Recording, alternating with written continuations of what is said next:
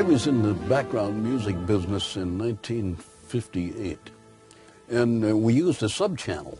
That was the key to my background music presentation to people.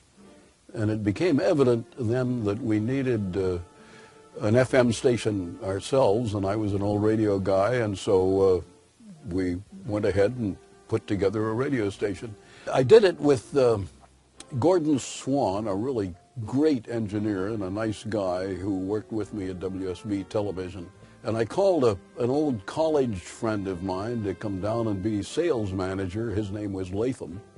And you get a pattern there, K for Kennedy, L for Latham, and S for Swan. And so we put together the radio station on a mountaintop in Marietta, Blackjack Mountain, and on Barnes Mill Road. And we built a shack and a studio in the shack and a 320-foot tower, and started with 6,350 watts. We picked 96.1 because at the time the two key FM stations, and there weren't many of them, the two key FM stations were WGKA, down 93 or something, and WSB FM, which was 98.5, as it still is. So we picked a place in between so people would find us tuning back and forth. And that was the idea. We did easy listening music. Easy listening, familiar music, WKLS. This is the actual first microphone that we ever used on KLS. When we signed on at 1 o'clock on December 2nd, 1960, this was the microphone. September of 70 is when we sold it to SJR Communications.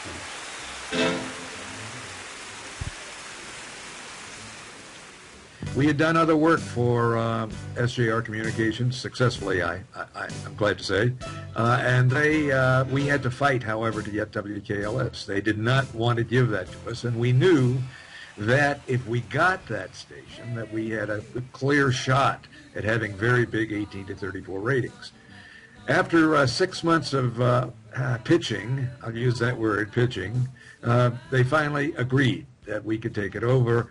And the first problem we had was, what are we going to call this station? There was great debate in our company, our consulting company, whether it should be 96 Rock or Rock 96. We sat on that for 2 or 3 days, and finally it came out to be 96 Rock. It was a Friday afternoon, of course, and I went back in my office, and the phone rang. On the other end of the phone was Kent Burkhart. He said, what happened? And I said, well, I was just zapped. And he said, yeah, I know, don't worry about a thing. He says, I'm going to be working with WKLS, and I want you to be the morning man. I said, I'm not even a disc jockey. And he says, you'll kill him. He says, you'll be great. Don't worry about it.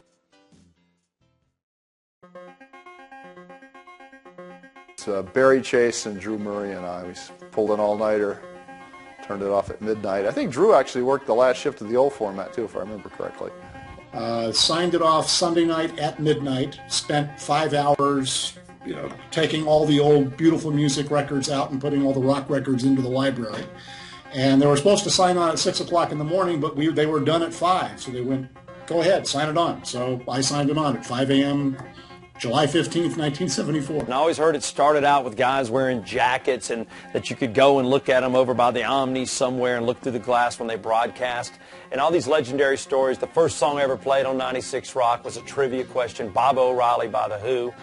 That was me, and it was a last-minute decision. I mean, I went through, I thought about a bunch of good morning songs like Good Morning by the Beatles, but just, I don't know, just going through the library and looking through it, just it's only Teenage Wasteland seemed appropriate. So, that was the first song.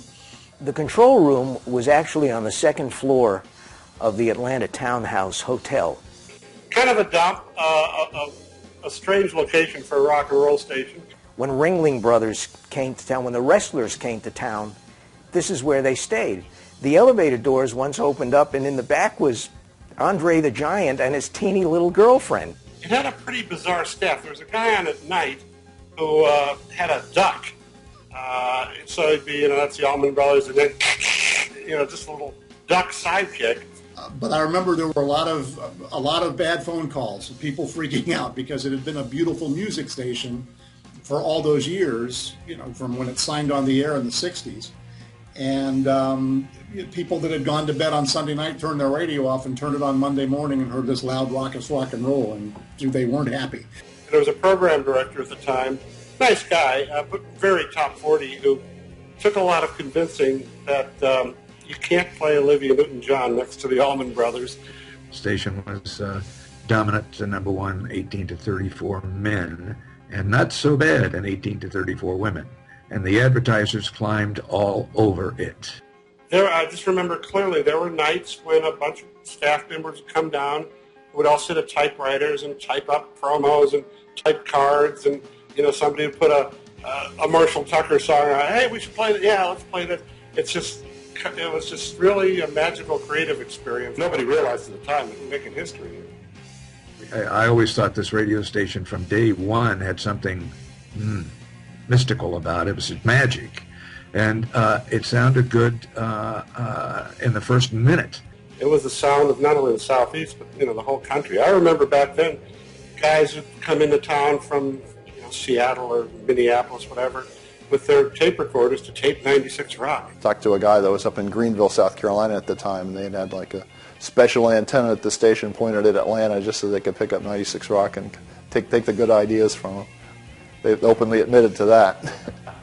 I guess the biggest promotion we had, because in the beginning we had no promotion money, was saving the Fox Theater. Dean Clark, who followed me on the air, came on the air at 10 o'clock. They moved a motorhome up to the roof of the Atlanta townhouse, so everybody passing by on the expressway at 10th Street would look up on the roof and they'd see the trailer with the big banner on it that said 96 Rock, Save the Fox. Dean lived up in the trailer for, I don't know how long it was, at least a couple of months. You think about Rocky Raccoon, you think about, oh, bless her heart, Allison, who is Rocky. But you'd see Rocky at every single concert. It didn't matter what radio station you listened to. You're looking down, and there you could see in the front row walking around and messing with people is Rocky Raccoon with a big 96 Rock on him. And 96 Rock was part of everybody's life that grew up in Atlanta at that time. I think probably one of the things that made 96 Rock work is that it was a party station on the air, but the people that worked there actually partied together. I mean, really, it's only rock and roll, and it's only radio. I mean, it's not like we're doing brain surgery here. It's supposed to be fun. And we really knew how to have a good time. I started listening to 96 Rock, I guess probably about the 8th, 9th grade. And I was like, this is a cool rock station. I noticed all the seniors and juniors had the 96 Rock tag, and they all had it upside down. Because I guess the big thing was, turn up 96 Rock. No MTV, there were no Ticketmaster, no internet, no downloads. I mean, it was just, you and the records that were on the turntable. You were out there for the whole world to see, and it actually meant something, and you had fun. Hi, I'm from Georgia. We all talk like Luke Duke and all the Dukes of Hazzard. Hey, how you doing? Hello, 96 Rock. Must be Elvis. This is hot, this is happening, and this is what the people want to hear. I did my thing at 96 Rock for 6 years. 6 long, confusing, erratic, sometimes erotic years, doing sports commentaries on the Mark and Steve Morning Show. I'll never forget, I had finished my night shift at CNN and dropped by the station after midnight to record my commentary, and was met at the front door by a blonde in see-through lingerie. It's not important now who that was. Needless to say, it was a lot more fun working at The Rock than at CNN. Yeah, we had a job to do, but there wasn't anything said we couldn't have fun while we were doing it. Although I think that culture was in place at 96 Rock when I got there. It's not something I had to install. They were the two. Dick first, then Tom, and between the two, they ran a great operation. Do your job, do it well, have a good time at it, and we'll reward you for it. Apparently there had been a complaint. Dick calls me into his office, and he says, did you tell some kind of joke yesterday? And I said, I think I probably did. And he said, well, how did it go? I said, well, I felt good about it. My delivery seemed to be right on the money. The timing was, he said, no, tell me the joke. I said, oh. So What did the elephant say to the nude man? How do you breathe through that little thing? Well, he sat there and he was turning blue. I thought the man was going to pass out. And finally, when he regained his composure, he said, "We don't need that kind of blue humor on our radio station." I said, "Yes, sir." I said, "You can go ahead and laugh now." I have been in his office and seen things blow up out in the hallway, and Dick in his cool, professional way would either let it play out or go in and join in it at some point. But he really did know how to let creative people have their head. And for that, I will forever be grateful. And Dick, wherever you are, well, I know exactly where you are. God bless you. 96 Rock, as we all know and love it, lasted 32 years. Dick and I, between the two of us, managed 24 of those. Two of us had our mark on it. We had a good time, and our two general managers led us through all that. So the 70s, it was something just really cool. The 80s, I think it was on fire. You never knew what you were going to hear next. They were constantly breaking songs, alternative and rock. And I think that was 96 Rock's finest moment, at least for me. The 90s,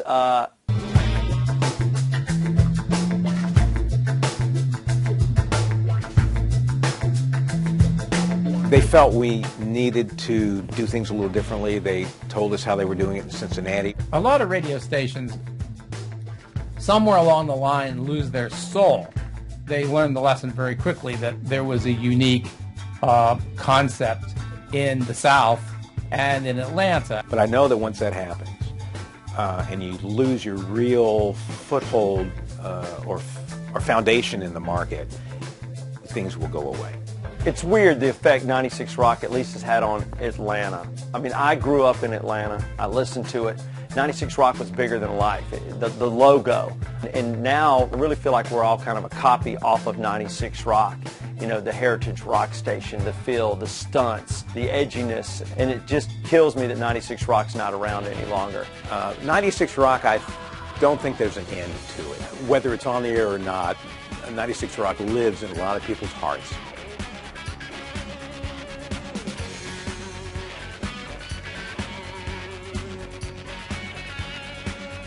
Atlanta is the most wonderful rock and roll community in the nation.